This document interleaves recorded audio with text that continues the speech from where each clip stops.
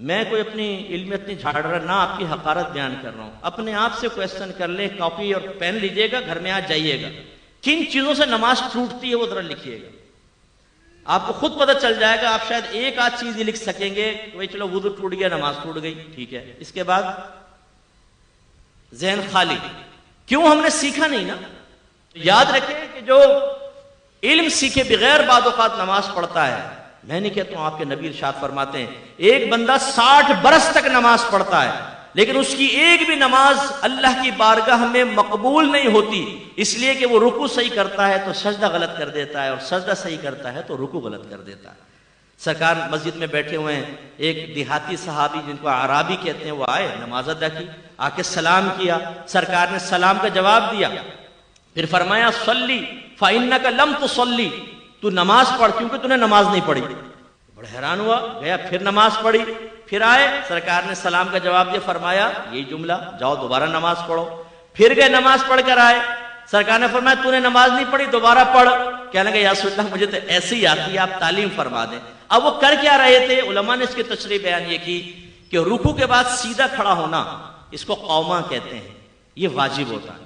سیدھا کھڑا ہو کے کم از کم ایک بار سبحان اللہ کی مقدار آپ کو کھڑا ہونا ہوگا, پھر آپ سجدے میں جائیں.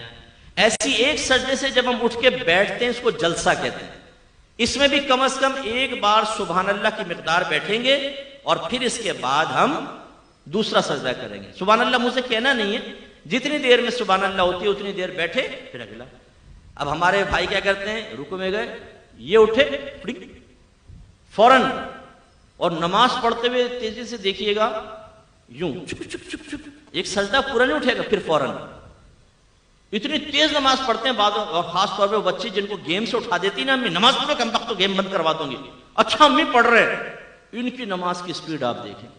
ابھی ہم جیسا آدمی الحمدللہ رب العالمین اور الرحمن الرحیم پڑھے گا, وہ رکوع میں بھائی تو نے مشین لگا رکھی ہے منہ کے اندر, اتنی تیزی سے ختم کر لیا تو نے, اور یہ رکوع بس پڑھو ایک دم فارغ ہو. سنت غائب ہے نا, سنت موقدہ غیر موقدہ نوافل اس سے بالکل مبرہ, خالی فرض پڑھے جلدی جلدی آ کے پھر بیٹھ گئے 2 گھنٹے کے لیے.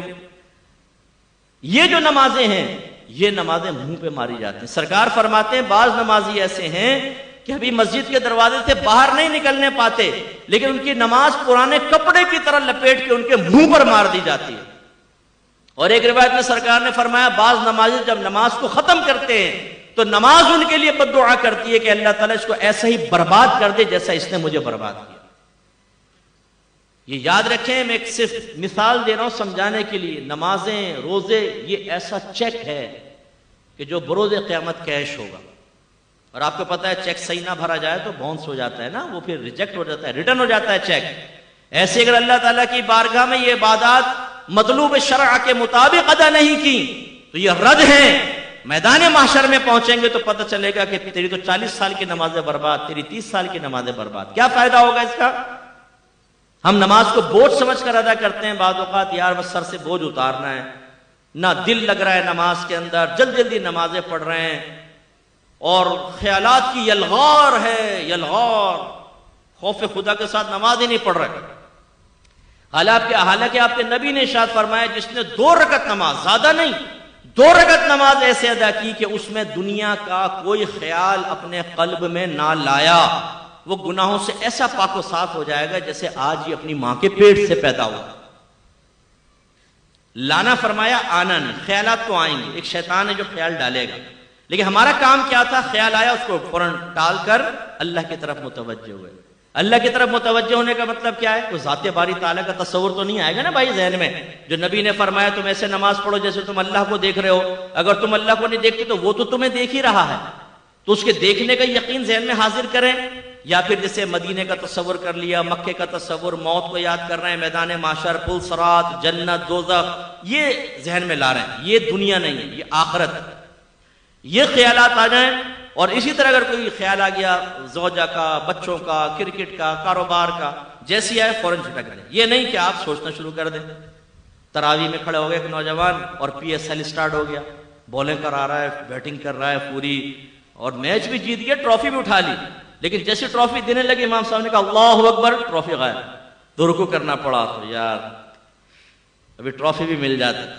ایک کنجوس آدمی تھا, اس کو وہ نماز اس کو مسجد میں پہنچا تو جماعت نکل گئی، تو بڑا افسوس کرنے لگا، لوگ بڑے متاثر ہوئے، کہا کہ ہمیں آپ کے جذبے سے بہت سیکھنے کو ملا ہے کہ آپ کیا جماعت نکل گئی اتنا آپ دکھ کر رہے ہیں؟ کہا بھائی یہ بات نہیں ہے، مسئلہ یہ تھا کہ جب امام صاحب کے پیچھے نماز پڑھتا تھا نا تو اپنی دکان کا پورا حساب آرام سے کر لیتا تھا، اب امام صاحب اکیلے نماز پڑھوں گا تو حساب کے علیحدہ ٹائم نکالنا پڑے گا، میرا وقت نکل جائے گا۔ تو یہ صورتحال ہوتی ہے کہ جو چیز ہمیں کہیں یاد نہیں آتی آپ آزما کر دیکھیے گا وہ نماز میں یاد آئے گی۔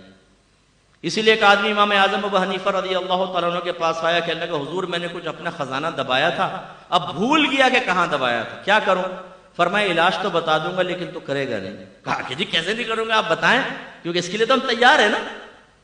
اگر میں کہوں 5 وقت نماز پڑھیں، داڑیاں بڑھائیں، علم کے دین سیکھیں، اللہ آپ کو جنت دے گا، ہم میں سے بہت سے کہیں گے ہاں کیا صحیح رہے ہیں، بالکل اللہ ہمیں توفیق دے گا، بس توفیق دے گا۔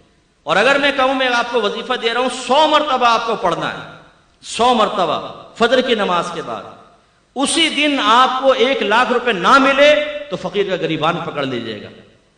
آپ کہیں گے مفتی صاحب اگر گھر میں چائے پی لے تو بڑی مہربانی ہوگی۔ پھر آپ اس کو پوچھیں گے، پوچھنے کے بعد اگر میں یہ بھی کنڈیشن لگا دوں کسی نے شور کر دیا نا یا آپ بھول گئے گنتی، ختم، دوبارہ شروع، تو آپ اس کمرے میں داخل ہونے سے پہلے گھر والوں کو کہیں گے کوئی آئے نا ٹانگیں توڑ دوں گا، تم لوگ کم وقت ہو، نکل جاؤ، بچوں کو باہر نکالو گھر سے، اور مصلی پہ بیٹھ کے ایک دانہ یہ ہمارا استغراق ہے۔ کیوں کہ مادی شے ہمارے سامنے آئے تو ہماری کامل توجہ ہوتی ہے، اور آخرت کے بارے میں کہیں تو بالکل بھی نہیں ہوتی۔ تو اللہ کے نبی نے یہ فرمایا 2 رکعت نماز، دنیا کا خیال نہ لاؤ، گناہوں سے ایسے پاک و صاف ہو جاؤ گے جیسے آج ہی ماں کے پیٹ سے پیدا ہوں۔ لیکن یہ بھی میرے نبی نے ارشاد فرمایا، علامہ آلوسی نے اس حدیث کو نقل فرمایا، سرکار نے فرمایا آخری زمانے میں ایک شخص بھی مسجد میں ایسا نہیں ہوگا جو خشوع و خضوع کے ساتھ نماز ادا کرنے والا ہو، یعنی ہر ایک دنیا کے خیالات میں مگن کھویا ہوا ہوگا۔ ایک شخص کو سرکار نے دیکھا وہ نماز پڑھ رہا ہے تو اپنی داڑھی سے کھیلنے لگا نا، جیسے ہم لوگ سیٹ کرتے ہیں نا ہمارے نوجوان، یہ پف بنا رہے ہوں گے نا، ان کو وہ آئینے میں اپنا آپ کو ذہن میں آ جاتا ہے، تو جیسے وہ آئینے میں کرتے ہیں وہ بغیر آئینے کے بھی ویسے سیٹ کر لیتے ہیں کیونکہ وہ نقشہ ذہن میں ہوتا ہے۔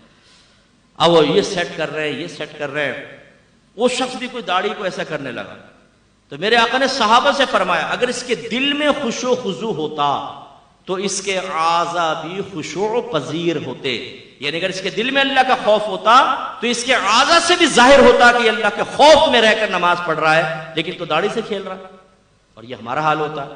تو کامل نماز کب ہوگی؟ جو مطلوب شرع کے مطابق، اور جس کو اقامت صلاۃ فرمایا گیا وہ تب جب ان تمام مسائل کو سیکھ کر اور خشوع و خضوع کے ساتھ نماز ادا کریں۔ تو آپ برا نہیں مانیے گا، اپنی پچھلے پورے مہینے کی نماز کو آپ سوچ لیں، کوئی 2 رکعت نماز ہم نے ایسی ادا کی جس میں دنیا کا خیال نہ آنے دیا ہو۔